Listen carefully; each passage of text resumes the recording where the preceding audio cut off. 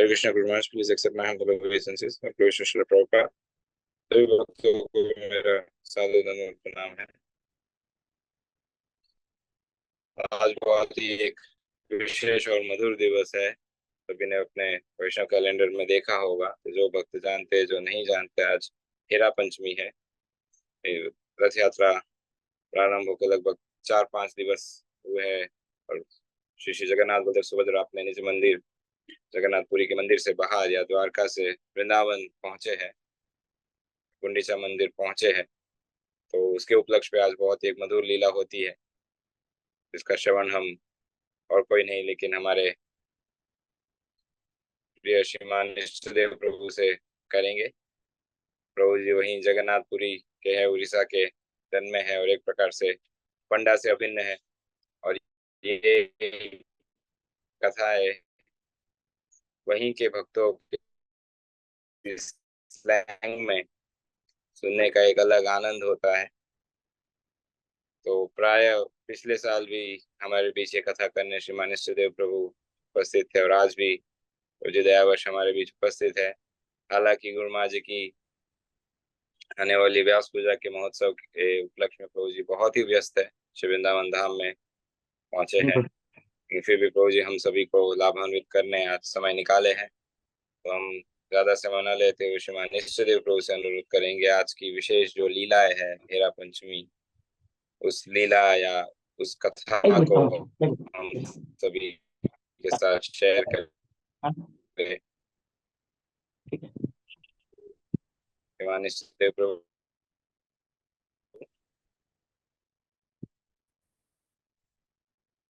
Hare Krishna.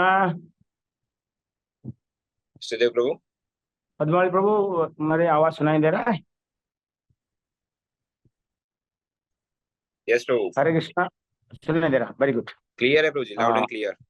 Okay, thank you Prabhu, धन्यवाद बहुत बहुत। आपने हमें है ना ये थोड़ी सेवा करने का मौका दी और मैं तो हृदय से है गुरु महाराज के चरण में प्रार्थना करता हूँ, आशीर्वाद की भिक्षा करता हूँ। और साथ साथ में गुरु महाराज की जो असीम कृपा है सभी भक्तों के ऊपर, जप की जप तक कवैया कहो जप, इस माध्यम समस्त जगत, पूरा जगत को गुरु महाराज पावन कर रहे हैं, है ना। गुरु महाराज की संग कहाँ अनेक देश, संपूर्ण विश्व में गुरु महाराज की जप के साथ जप कर रहे हैं, जप की टॉक सुन रहे हैं। ये अति गुरु महाराज की है ना परम करुणा कृपा का ये एक महत्वपूर्ण कार्यकलाप है। गुरु महाराज आपके चरण में मेरा कोटि कोटि दंडवत प्रणाम। श्रील प्रभुपाद के चरण में कोटि कोटि श्री जगन्नाथ स्वामी। बड़ी पिछले आषाढ़ी शुक्ल द्वितीय तिथि से, तो द्वितीय नहीं बल्कि अक्षय तृतीया से ये एक जगन्नाथपुरी में, और जगन्नाथपुरी में नहीं, जहां जहां जगन्नाथ से लोग जुड़े हुए हैं, ये अक्षय तृतीया, अक्षय, जहां क्षय कुछ नहीं होता है, उसी दिन से भगवान के रथ निर्माण शुरू होता है। आप सब जानते हैं अक्षय तृतीया भगवान उस दिन से शुरू होती है ये जगन्नाथ की रथ निर्माण, और उस लीला शुरू होती है। फिर स्नान पूर्णिमा होता है, भगवान फिर बीमार होते हैं। मतलब ये लीला एकदम आज का नहीं, ये कंटिन्यू चल रहा है। और द्वितीय तिथि को भगवान जगन्नाथ जी अपने मौसी घर, अपनी मौसी का घर, मौसा का घर, गुंडीचा देवी का घर में, जो सुंदराचल कहा जाता है, अभिन्न वृंदावन है। और शास्त्र में वर्णन भी किया गया कि वृंदावन है, द्वारका से वृंदावन जाते हैं। जैसे गुरु महाराज लीला वर्णन करते हैं कि राधा रानी द्वारका, कुरुक्षेत्र से द्वारकाधीश भगवान को रथ में बैठे हुए द्वारका जाने की नहीं देते हैं, कहते हैं हम आपको वृंदावन ले चलेंगे। ये रथ यात्रा का भाव है ना। यही लीला भगवान वृंदावन चले जाते हैं महाप्रभु के साथ में। और 500 वर्ष पहले अद्यावधि सही लीला करे गौर राय, कोनो कोनो भाग्यवान देखी बारे पाए। ऐसा नहीं कि 500 वर्ष पहले भगवान ये लीला कर रहे थे, आज भी महाप्रभु अपनी नित्य लीला वही भाव में करते हैं।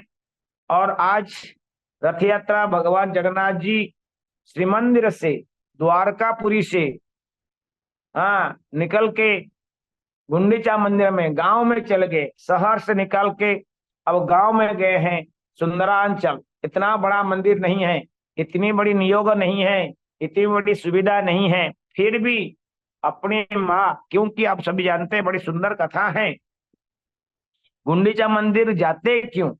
गुंडीचा मंदिर जाने का बहुत कारण है, रथ यात्रा का बहुत कारण है। एक कारण ये है, आप सबसे मैं बताना चाहूंगा कि एक कारण है, भगवान जगन्नाथ मंदिर की निर्माण संपूर्ण हुई।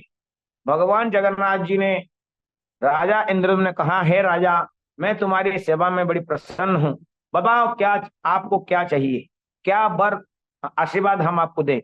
भगवान की महान भक्त, न धनम न जनम न सुंदरी कविता बा जगदीश कामये, चैतन्य महाप्रभु शिक्षा को वहां लागू होती है। स्वयं राजा ने कहा, मुझे हे प्रभु, मैं आपका सेवक, मुझे क्या चाहिए? मुझे कुछ भी नहीं चाहिए, ना धनम ना जन्म। उन्होंने कहा धन नहीं चाहिए, जन भी नहीं चाहिए। उन्होंने जन नहीं चाहिए। उन्होंने कहा इतनी बड़ी कठोर, ये संसार में यह कोई भक्त नहीं हुआ जो कि ऐसा वर मांगे। उन्होंने कहा, हे प्रभु, मुझे अपुत्रिक कर दो, मेरी गर्भ, मेरी कुल में, मेरी वंश में, मेरी वंश की परंपरा में कहीं पर कभी भी कोई पुत्र नहीं होगा। भगवान ने कहा तथास्तु। ये जब बातें गुंडीचा माता को पता लगा, गुंडीचा माता बड़ी दुखी हुई। आप जानते हैं मातृ हृदय, यहाँ माताएं बैठे हुए हैं, मातृ हृदय कितनी तड़पती है कि अपनी गोद में अपने लाला बैठे, एक पुत्र या पुत्री, सबसे पुत्री तो बाद में की बात है, हर व्यक्ति चाहता है कि एक पुत्र बने, एक पुत्रवती, है ना। स्त्री को क्या कहते हैं?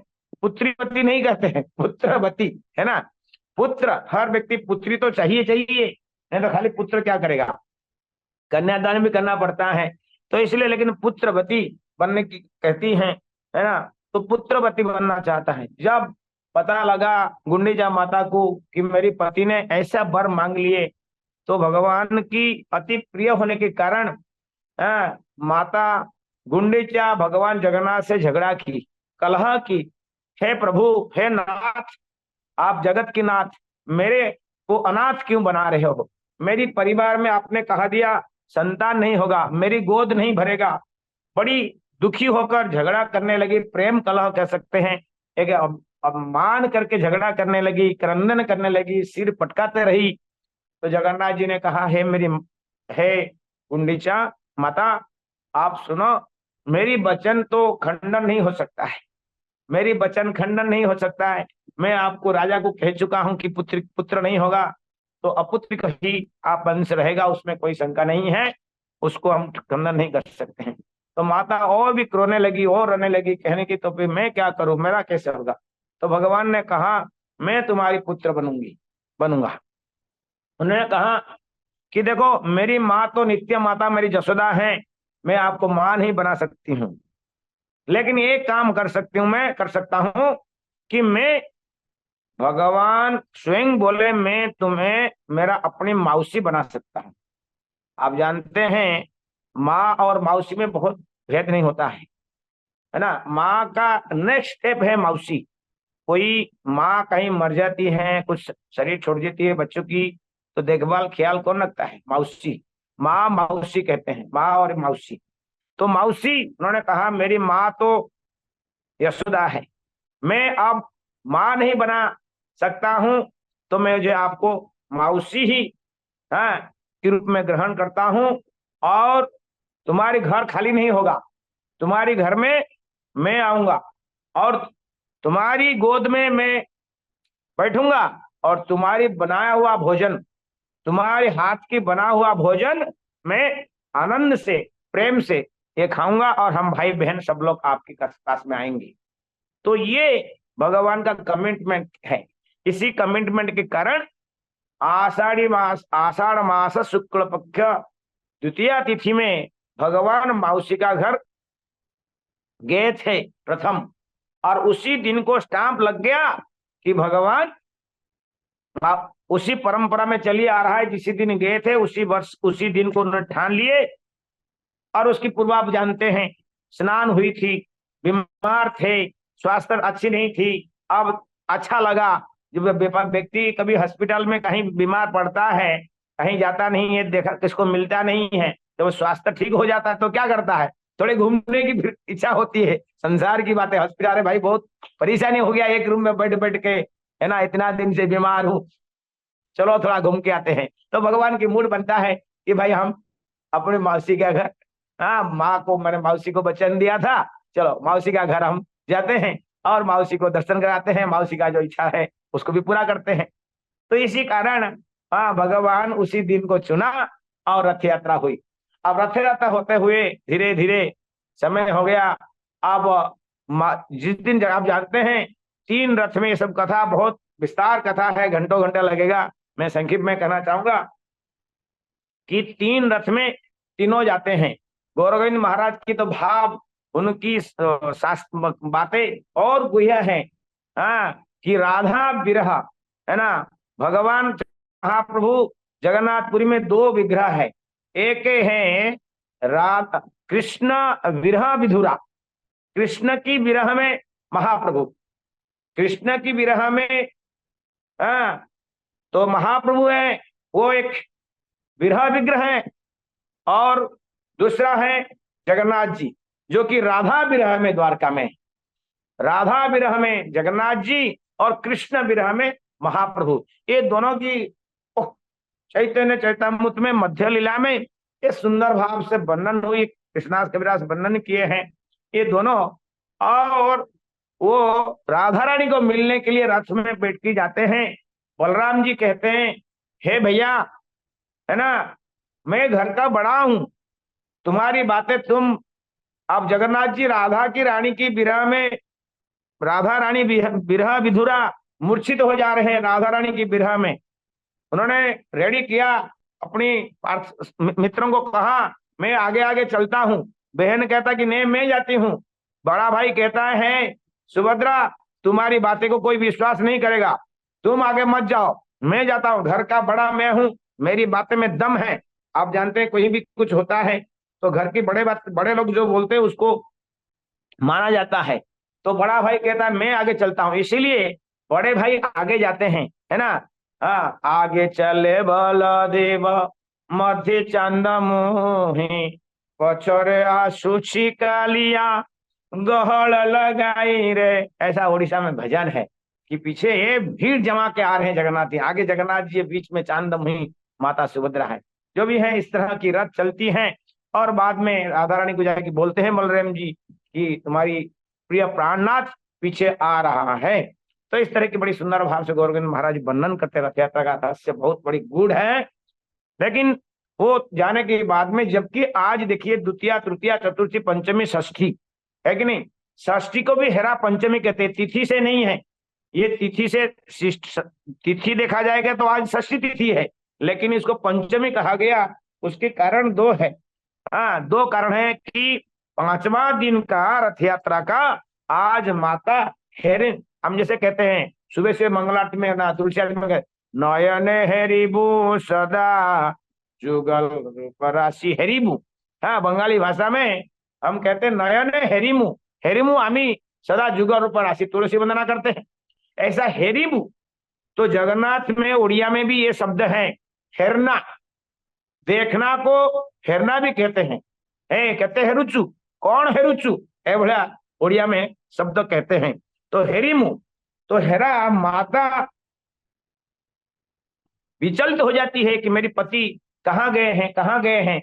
इस तरह सोचते सोचते वो बड़ा चंचल हो जाता है मन, और मेरे पति चले गए, और जाने की पूर्व में मुझे कहे नहीं भाई कितना दिन, जैसे कि आप देखिए वृंदावन की लीला में वो कहे कि मैं 2 दिन में मथुरा, वृंदावन से निकले मथुरा में आ रहा हूँ, कह दिए आ रहा हूँ, लेकिन कितना दिन चली गए। तो ऐसे जगन्नाथ जी हाँ कहे नहीं कितना दिन में मैं आऊंगा, चली दिए, बोल दिए जा रहा हूँ मौसी का घर आ रहा हूँ, तो चल दिए। तो 1 दिन गया, 2 दिन गया, तो 3 दिन गया, 4 दिन गया, 5वां दिन हो गया।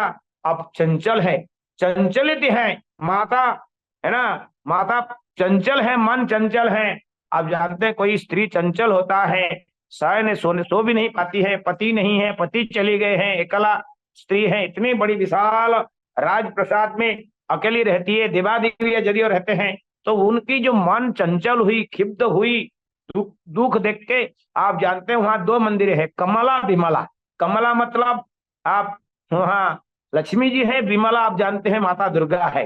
हाँ, इसलिए भक्ति विनोद ठाकुर की बेटा नाम था, भक्ति सिद्धांत का नाम था विमला प्रसाद। जो विमला है ना, वो विमला देवी है ना, जिनको जगन्नाथ की प्रथम भोग प्रसाद खाते हैं और जगत उनके इसलिए महाप्रसाद कहा जाता है। जगन्नाथपुर में प्रसाद प्रसाद नहीं कहते हैं, जगन्नाथ प्रसाद नहीं, जगन्नाथ महाप्रसाद। तो महाप्रसाद इसलिए होती है कि पहले विमला इसको ग्रहण करते हैं, उसके बाद में संपूर्ण जगत उसको प्रसाद पाती है। तो जो भी है, विमला माता एक स्त्री का दुख दूसरा स्त्री का दुख को जानती है कि नहीं, और एक स्त्री अपनी दुख दूसरे जो स्त्री है उससे बताती है। तो भगवान की अर्धांगिनी माता कमला, माता लक्ष्मी विमला माता को सारी बातें कहती है कि है मेरी सहेली पूछने से कहती कि मेरे नाथ चले गए हैं, कब आएंगे, कहाँ हैं, किधर गए, कुछ पता नहीं, बताए नहीं मेरे को, मुझे बड़ा चिंतित हुए। तो आप जानते हैं आज का दिन शाम को क्या होता है, माता विमला मंदिर में कमला माँ लक्ष्मी जाती है और वार्तालाप होती है। वार्तालाप होने के बाद में वो कहती है चिंता न कर, ये पुरुष जो है ना, ऐसा पुरुष जाति होते हैं, पुरुष लोग कभी इंडिपेंडेंट होते हैं, है ना, कभी कहाँ चली जाते हैं, बोलते नहीं है, या करते वो करते, बड़ी उनकी वार्तालाप होती है। और वार्तालाप में वो दुर्गा माता शक्ति है, आप शक्ति देखिए कैसा काम करती है। शक्ति कहती है, माता विमला कहती है कि मैं आपको एक प्रकार का चूर्ण दूंगा। वो चूर्ण कहते हैं मोह चूर्ण। बोले तेरा पति को तू मोहित कर सकता है, तेरी बस में कर, तू नहीं कर पा रही है, तेरी बस में नहीं कर पा रही, इसलिए चली जाता है, किधर चली जाती है, नहीं बोलता है, ये सारी बातें माता विमला हाँ लक्ष्मी से कहती है और अपने मंदिर से एक चूर्ण देता है, इसको कहते हैं मोह चूर्ण। बोले ये मोह चूर्ण लेके जहां भी तेरी पति है उसके ऊपर फेंक दे, वो मोहित हो जाएगा, तेरे पीछे पीछे भागते रहेगा, कहीं वापस किधर भी नहीं जाएगा। और ऐसे सत्य में ऐसे होता है। और मोह चूर्ण लक्ष्मी माता के हाथ में एक पुड़िया में बांध के देते हैं और वो तैयारी करती हैं, चलें अब चलते हैं। तो जब जाते हैं, आप ढूंढने के लिए जा रही है आप, है ना, बड़ी सुंदर भाव से पालकी बनता है और माता लक्ष्मी की सेविका सेवक अलग होते हैं, नारायण की सेवक अलग होते हैं। जो माता की लक्ष्मी है ना सेवक होते हैं, दयिता होते हैं, ब्राह्मण होते हैं, पंडे होते हैं, वो अपनी पालकी में, उनको पालकी में लेके है ना चलते हैं, पालकी में लेके चलते हैं और जाते हैं धीरे धीरे कुछ समय के बाद में गुंडीचा मंदिर के पास में पहुंचते हैं। गुंडीचा मंदिर में पहुंचते हैं और वहां रथ जो होता है तालध्वज रथ है। तालध्वज रथ देखिए एक व्यक्ति नहीं है, वो एक पुरुष है। जैसे महाराज जी कहते हैं नदी है, तुलसी है, ये वृक्ष नहीं है, वृंदा देवी है, गंगा नहीं, वो जो तालध्वज है वो एक व्यक्ति है। तो लक्ष्मी माता जाके तालध्वज रथ को पूछता है, देखता है अपनी पति का जो रथ है यही पार्किंग है, भाई की रथ भी यही है, बहन की भी रथ यही है। रथ को तालध्वज को पूछता है, तालध्वज कहाँ है मेरी नाथ, कहाँ है, बार बार पूछती है हाँ नंदी घोष। तो ये रथ को पूछता है। जब पूछता है तो वो जवाब ड्राइवर कहता है, मतलब वो रथ कहता है मुझे क्या पता, इसी रथ में बैठ के तो आए हैं, लेकिन कहाँ गए मुझे पता नहीं है। तो भी जो भी अभिमान होता है, और आप जानते हैं माता लक्ष्मी यहाँ जब गई हुई है एक क्षीर्ण भाव से गई है, रोष भाव से गई है, मान लेके बैठी है कि मैंने, आप जानते हैं कभी पति पत्नी में झगड़ा होती है, एक एक्चुअल ये जो लीला है इसको एक कलह, एक पति पत्नी का कलह, रोष, मान है ना, मान का लीला है। तो मान करती है, क्रोध करती है, मान और क्रोध में अंतर ही है। क्रोध में व्यक्ति को दंड देने की क्या होता है, उसके अंदर द्वेष भरता है। जब क्रोध होता है वो हृदय के अंदर क्या होता है, द्वेष भावना होता है, द्वेष भावना से जो क्रोध आता है वो इसको क्रोध कहते हैं। लेकिन जो मान कहते हैं, मान का अर्थ होता है हृदय के अंदर प्रेम, लेकिन बाहर में, अंदर में, बाहर में क्रोध, अंदर में प्रेम भरा हुआ, इसको कहते हैं मान। राधा रानी को मानिनी कहा गया है, उसी तरह माता लक्ष्मी भी मानिनी बनती है। और वो एक लकड़ी लेके रथ में, जैसे आप जानते हैं कभी कभी गुस्सा में क्या करते हैं, आपका कुछ परेशानी होते है तो आप क्या करते हैं, वो गाड़ी को लात मार देते हैं, कहीं वस्तु होता है तो फेंक देते हैं, राइट। खाने की क्रोध हुआ तो खाने की थाली फेंक देते हैं। ऐसा कई प्रकार के मानवीय लीला होती है। तो माँ वो रथ को एक लकड़ी में मारती है। अब जब मारती है तो पंडे लोग, अब उनके जो उनका सेविका, पंडे मतलब उनका सेविका कहो, वो रथ को लात मारते, घुसी मारते, है ना, लात, है ना, ऐसा करते हैं, धक्का मारते हैं, बड़ा घुसा, बहुत क्रोध होता है। तो क्रोध के करने के बाद में बड़ा युक्ति तर्क होता है, अंदर दैतापति पंडा, इनकी पंडा की दर्द होता है। होने के बाद में माता लक्ष्मी को अंदर ले जाते हैं। कहीं के लोग कहते हैं कि अंदर नहीं लेते, लेकिन अंदर ले जाते हैं। और जब अंदर ले जाते हैं और माता की देखते ही जगन्नाथ अब डिस्टर्ब हो जाते हैं, ये कैसे आ गई इधर, ये कैसे आ गई, आ गई। वो अपने बोलते नहीं है, लेकिन उनके मन में ऐसा भाव आता है। तब संध्या संध्या रात का भोग लगता है। जब रात की भोग लगता है तो माता आके सामने बैठती हैं, और बैठती है तो मन सुखा के बैठती हैं। क्रोध, मुंह लाल लाल हो जाता है ना, क्रोध भी है, भगवान के प्रति प्रेम भी है, क्रोध भी है, इसी भाव में वहां वो बैठती है। और बैठने के बाद में जगन्नाथ जी, देखो ऐसे नॉर्मली भगवान के भोग लगाते समय कोई पंडा जगन्नाथ मंदिर के अंदर नहीं जाएगा, लेकिन माता की क्रोध के देख के, मान देख के पंडा से रहा नहीं जाता है। पंडा क्या करता है, डायरेक्ट जाता है, एक माला लेकर आते हैं, इसको कहते हैं अधर माला। ये अधर माला बड़ी सुंदर माला होता है, जो कि भगवान का देखो माला तो घुटनी तक होता है, लेकिन अधर माला इसको कहते हैं, जो माला गला में नहीं, दो हाथ से अपनी मुख, यहाँ तो जहाँ खाते हैं ना, ये मुख के नीचे, मुख मुख अपने अधर को स्पर्श करता है।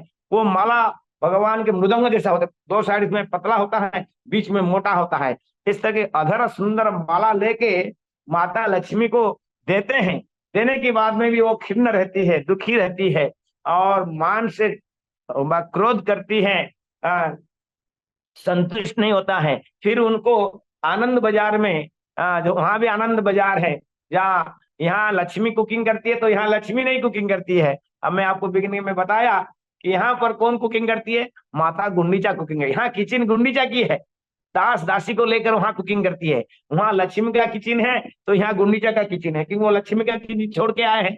अब माँ की, अपनी मौसी का बना हुआ, विशेष करके पोड़ पिठा कहते हैं, पाउसिया पोड़ पिठा, वो लकड़ी को आग लगा देते हैं। आग लगाने के बाद में जो राख होता है, गरम गरम राख, थोड़ी सी अंगार होता है, उसकी अंदर में राइस और उड़द उड़द उड़द दाल का वगैरह इत्यादि, नारियल वगैरह डाल के वो स्पेशल आग में पाउसिया पोड़ा पिठा, है ना, पाउस मतलब राख होता है, तो राख भी लगा होता है। इसको झाड़ धोड़ के भगवान को विशेष भोग लगता है, माँ की बना हुआ हाथ की पोड़ा पिठा, है ना। अभी तो ओवन आ गया, इलेक्ट्रिक में पोड़ जाता है ना। ये भी पोड़ा, जो आप केक वगैरह देखते हैं ना, ये क्या है, यही पोड़ा पिठा है। पोड़ना, जालना, है कि नहीं, जाल देते हैं, इलेक्ट्रिक में जाल देते हैं। वो पहले क्या करते थे, आग में जालते थे, है कि नहीं। तो भगवान का अति प्रिय है पोड़ा पिठा, पाउसिया पोड़ा पिठा भगवान जगन्नाथ खाते हैं। माता लक्ष्मी को ये सारी नैवेद्य वगैरह देते हैं, लेकिन बहुत दुखी होती है, खाती नहीं। थोड़ी सी आज आदर पति की नैवेद्य है तो उसको ग्रहण करती है, फिर भी दुखी होके भगवान वो मोह चूर्ण जो लेके आई थी, वो मोह चूर्ण जब पति को निकटस्थ लेकर आने नहीं देते हैं, करते नहीं हैं, तो और दुखी होती है, और नाराज होती है, और क्रोध होती है। और वो क्या करती है, जो माँ विमला ने मोह चूर्ण दिए थे, वो मोह चूर्ण जगन्नाथ की मुंह की ओर फेंक देती है। जब फेंक देती है और माता बड़ी नाराज निराश होके अपने घर वापस चली जाती है श्री मंदिर में, है ना। श्री मंदिर में कोई 56 भोग नहीं, 56 भोग तो माँ स्वयं कुकिंग करती है। किसके लिए, माता लक्ष्मी करती है, तैयार करती है, किसके लिए, जगन्नाथ जी के लिए। अब जगन्नाथ जी नहीं है तो मंदिर में श्री मंदिर पूरा, श्री तो है लेकिन खाली हो गया, श्रीमंता। इसीलिए हमारी परंपरा आई है, केवल हमें लक्ष्मी पूजा करना नहीं है, केवल नारायण पूजा नहीं करना है। देखिए यहाँ दोनों की बहुत महत्वपूर्ण है। देखिए ये एक लीला है जगन्नाथ जी का, नारायण निकाल जाते हैं तो श्री मंदिर खाली हो जाता है, राइट। और श्री तो कहीं श्री चली जाता है तो नारायण खाली हो जाते हैं। ये दोनों की आवश्यकता है, ना हमें केवल लक्ष्मी की पूजा करना है, ना केवल नारायण की पूजा करना, हमें लक्ष्मी नारायण, राधा कृष्ण, सीता राम, है ना, जुगल, जुगल सरकार की, जुगल आराध्य, हमारी गौड़ीय परंपरा में जुगल आराध्य के बहुत महत्वपूर्ण है। केवल राधा रानी नहीं है, केवल कृष्ण नहीं है, केवल जगन्नाथ जी नहीं है, केवल लक्ष्मी नहीं है, केवल सीता नहीं है, केवल राम नहीं है, बल्कि सदा सर्वदा, इसीलिए श्री क्षेत्र कहा गया। हाँ, लक्ष्मी क्षेत्र में नारायण विराज करते हैं, तो इसीलिए श्री क्षेत्र भी कहा गया है। तो माता लक्ष्मी दुखी होकर अपनी महल में, श्री मंदिर में चली जाती है, और जाने के बाद में भी वहां वो दुखी रहती है। लेकिन ये जो मोह चूर्ण दिया गया था, वो मोह चूर्ण फेंकने के बाद में भगवान जगन्नाथ मोहित हो जाते हैं। तंत्र विद्या ये माता शक्ति का, विमला देवी शक्ति दुर्गा है, उसकी तंत्र जो है काम कर जाती है। तो जगन्नाथ जी कहते हैं भैया अब हो गया, चलते हैं। फिर जगन्नाथ बलदेव समझाते हैं, भाई 1 साल के बाद में अभी एक बार मौसी घर में आए हुए हैं, और 2-4 दिन रुको। लेकिन रुकते हैं, काल जो है आज हेरा पंचमी है, तो काल रथ को घुमा देंगे। आप देखना, रथ उधर सीधा आया है, गुंडीचा मंदिर फेस किया, गुंडीचा मंदिर के अंदर, और जाएंगे 2 दिन की 3 दिन के बाद में, उसमें कोई शंका नहीं है। आज षष्ठी हो गया, सप्तमी, अष्टमी, अष्टमी नवमी को निकल जाएंगे, निकल जाएंगे, है ना। दशमी को, नवमी दशमी को निकल जाएंगे।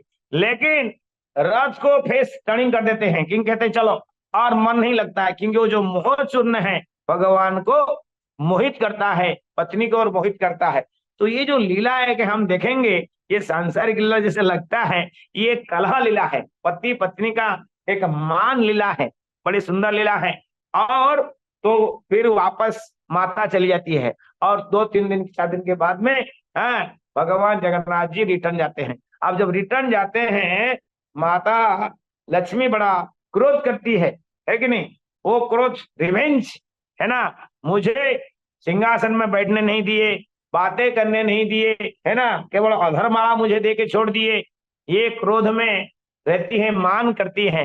वो लंपट पुरुष इत्यादि आप जानते, जैसे बातें कहते हैं, है ना, ठग है, ये है, बताए नहीं कब चली गई, इतना बड़ी बातें कहते हैं, कहती हैं, और दरवाजा अंदर से लॉक कर देती है। तो भगवान जगन्नाथ जी जब पुनः रिटर्न आते हैं, और ये दरवाजा खोलते नहीं है, और अंदर आने नहीं देते हैं। तो वहां भी काफी जगन्नाथ की जो पंडे हैं, अंदर में जो माता लक्ष्मी के पंडे हैं, उनकी बहुत तर्क होता है। वो अपनी माँ का गुणगान करती है, मेरी माँ ऐसी है, मेरी लक्ष्मी ऐसे है, ऐसा है, ऐसा है, सारी गुणगान करते हैं। और इधर भी जगन्नाथ की पंडे भी अपना प्रभु का, जैसे सुख सारी आप जानते हैं, सुख सारी संवाद है ना, वृंदावन में हमारे आचार्य ने लिखे हैं सुख सारी संवाद। सुख बोले, सारी बोले, है ना, ये संवाद आप सुनिएगा, बड़े सुंदर भजन है। सुख बोले, सुख क्या बोलता है, सारी क्या बोलता है। तो इस तरह वहां पंडे लोग भी अपनी जो सेवक, अपनी जो प्रभु है, जो अपनी लक्ष्मी की सेवक, जो अपनी माता है, उनकी गुणगान करते हैं, और अंत में मना करते, नहीं छोड़ेंगे, नहीं आने नहीं देंगे, जाने दो उनको, मौसी घर गए, मौसी घर में खाने दो, वहीं रहने दो, यहाँ नहीं आएंगे। जबकि हृदय से वो माता चाहती है कि मेरी पति मेरे घर वापस आए, लेकिन एक मान है, क्रोध है नहीं, नहीं चाहिए, जाओ, ऐसा भर्त्सना करती है ना। बड़ी सुंदर बातें हैं। करने के बाद में जगन्नाथ जी को एक दिन रास्ता में रथ में सोना पड़ता है, जबकि गेट के अंदर लक्ष्मी भंडार है, रत्न सिंहासन है, सेवायत भरे हुए हैं, फिर भी माता कहती है आप बाहर रहिए, आइए मत। तो एक दिन भगवान जगन्नाथ बलदेव सुभद्रा वहीं बाहर रहते हैं, और जब बाहर रहते हैं तो भगवान जगन्नाथ जी का बड़ी दुखी होते हैं। घर के सामने आप सोचिए, आप अपने के जीवन में कभी सोचिए, आप कहीं बाहर गए थे, और आप घर के सामने कलिंग बेल लगा रहे हैं, बजा रहे हैं, और पत्नी दरवाजा खोल नहीं रहे, क्या क्या होगा आपका, है ना। क्या आप सोचिए, क्या बीतेगा आपके साथ में, ये एकदम आप अपने जीवन में इसको देखिएगा, क्या बीतेगा, है ना। अंदर में आपकी पत्नी दरवाजा नहीं खोल रही है, और आप बाहर कलिंग बेल मार रहे हैं, ऐसे स्थिति है।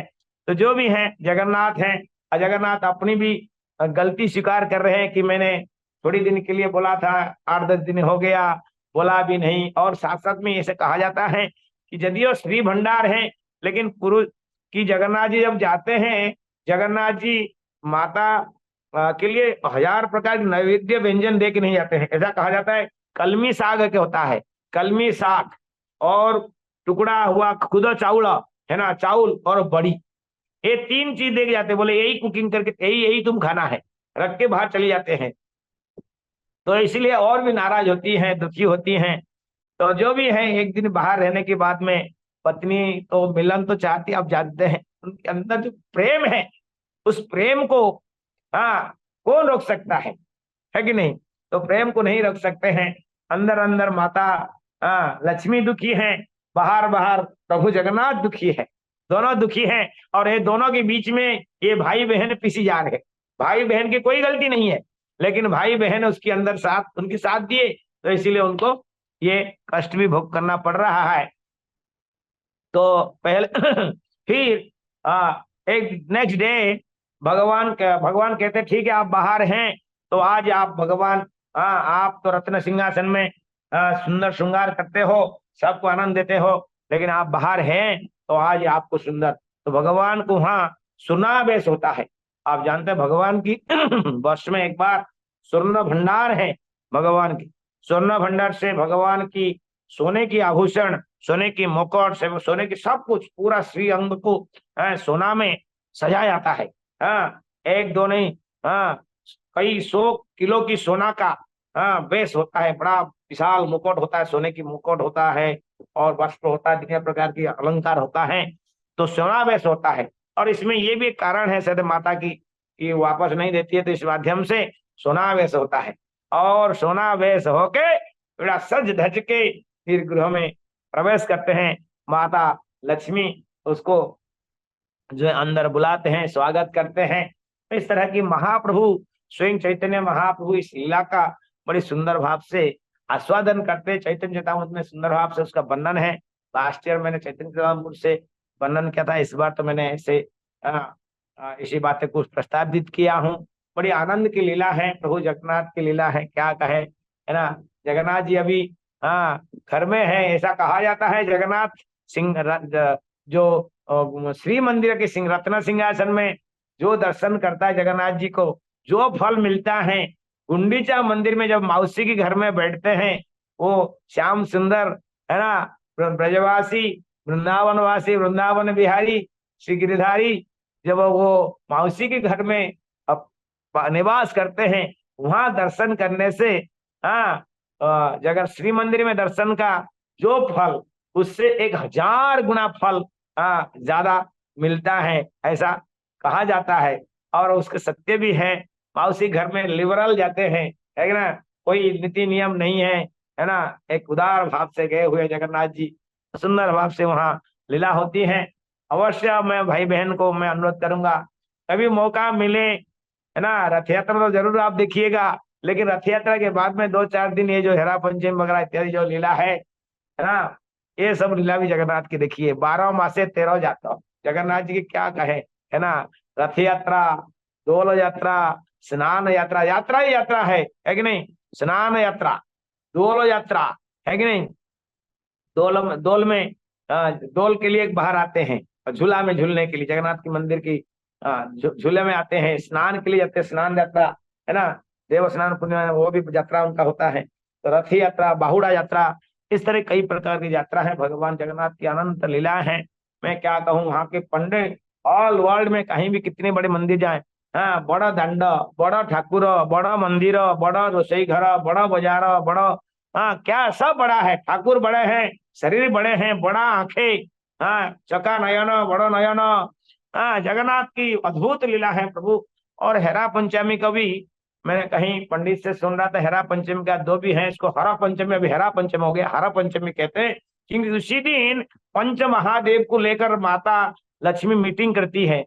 क्योंकि जब लक्ष्मी नारायण की विवाह हुई थी, तो जम्बेश्वर महाराज जी के सन्मुख में ये उपस्थित में विवाह हुई थी। तो इसीलिए वो पंच महादेव को बुला के माता हर, है ना, हर पंच हर को, हरदेव को पंच हरि हर मतलब शिव, पंच महादेव को बुला के विचार विमर्श करती है कि इसी तिथि में आज के दिन उनको कहती है, देखो तुम्हारी समक्ष मेरी पिता ने, है ना, कन्यादान की थी, और ये देखो मेरा पति मुझे बिना बोले कहाँ चले गए, आप लोग साक्षी हैं, बताइए क्या करना चाहिए क्या नहीं है। तो ये सारी विचार भी होता है। तो हर पंचमी भी इसको कहा जाता है। हेरा पंचमी सार्थक भी, सत्य भी, सही भी है, और हर पंचमी भी है। तो इस तरह की बड़ी सुंदर भाव से ये लीला होती है, जगन्नाथ की अद्भुत प्रकार लीला। हाँ, तो मेरी और इसी में एक बड़ी सौभाग्य बातें हैं, ये जगन्नाथ रथ यात्रा के साथ में गुरु महाराज की व्यास पूजा भी जुड़ा हुआ है कि नहीं। आप देखिए ना, ठीक एक मतलब फुल ऑफ फेस्टिवल रथ यात्रा होती है, और गुरु महाराज जैसे समय में प्राकट्य गुरु महाराज की हुई है कि ये रथ यात्रा की साथ साथ में ये पूरा मैंने कहा ना अक्षय तृतीया से शुरू होती है, और रथ यात्रा एकादशी के दिन समाप्त होती है, और गुरु महाराज की भी जन्म होती है, प्राकट्य होती है, और हम लोग सब उनकी गुरु महाराज की व्यास पूजा मनाते हैं। तो ये गुरु महाराज के साथ में हमको तो रिटर्न, जब तक गुरु महाराज की व्यास पूजा के कारण रिटर्न रथ यात्रा व सिंह क्या कहते हैं सोनावेश हमें दर्शन तो करना असंभव है, कि गुरु महाराज की व्यास पूजा उसी दिन होता है। तो गुरु महाराज की व्यास पूजा का कारण हम लोग सौभाग्यशाली हैं। प्रभु जगन्नाथ जी की ये चलंती स्वरूप है गुरु महाराज जी, है ना। हाँ, साक्षात धरित्व न साक्षात हरि है, गुरु महाराज की विशेष कृपा है हम सबके ऊपर। इस माध्यम से हम लोग गुरु महाराज की व्यास पूजा मनाने की तैयारी कर रहे हैं वृंदावन में धूमधाम में। प्रथम बार नहीं कर सकता हूँ, पहले अतीत में हुआ होगा, बहुत दिन के बाद में, अब 20 वर्ष के बाद में, पंद्रह होने के बाद में वृंदावन में हो रहा है। जो भक्त लोग ऑलरेडी टिकट बना चुके हैं, आइए, अभी भी तत्काल टिकट बना के आ सकते हैं वृंदावन में। गुरु महाराज की, है ना, कृष्ण की लीला भूमि में गुरु महाराज की व्यास पूजा हो रहा है। तो आप सब गुरु भाई बहन मेरा जहां भी जो भी टिकट नहीं किए हैं, मन बना, अभी आज मन बना लीजिए, है ना, आज मन बना लीजिए। ये देखो डबल एक कम्बो है, गुरु महाराज की व्यास पूजा भी है, वृंदावन धाम वास है वृंदावन में। हाँ, वृंदावन धाम की दर्शन है। तो सारी आप तत्काल टिकट बना के आइएगा, फ्लाइट में आइएगा। जो नहीं आ रहे हैं, मन बना लिए हैं, मैं प्रार्थना करता हूँ ऐसे मौका आपको नहीं मिलेगा। और सबसे बड़ी बात है कि 75, है ना, डायमंड जुबली ईयर। हाँ, ये नेक्स्ट ईयर नहीं बनेगा, एक साल पहले भी नहीं बनेगा, ये डायमंड जुबली ईयर है गुरु महाराज की, है ना। 75वां, है ना, 25, 50 और 75 का महत्व होता है। तो ये आप हराते हैं तो आप बाद में कहेंगे हो हम जाते तो अच्छा होता, हमने गवाया हराया। तो आप सबसे मेरे भाई बहन जितने भी टीवी माध्यम सुना, जो माध्यम सुन रहे हैं, आप जो आ रहे हैं तो उनका स्वागत है, आपकी सेवा में हम लोग यहाँ हाजिर हैं। और जो नहीं आ रहे हैं, तुरंत आज कल 2 दिन में तत्काल टिकट बनाइए, अवश्य आप पधारे, यही मेरी प्रार्थना है आप सबके चरण में। बहुत बहुत धन्यवाद पुनः गुरु महाराज की, आपने हमें सेवा की मौका दी। और धन्यवाद बहुत बहुत भी पद्ममाली प्रभु, जो आपने हमें सेवा का मौका दिया, बहुत बहुत धन्यवाद। एक्चुअली मैं बहुत ऋणी है आपकी इस कारण। हरे कृष्णा। जगन्नाथ बलदेव सुभद्रा महारानी की जय, माता लक्ष्मी की जय, हेरा पंचमी की तिथि की जय। गौर हरि प्रेमानंद।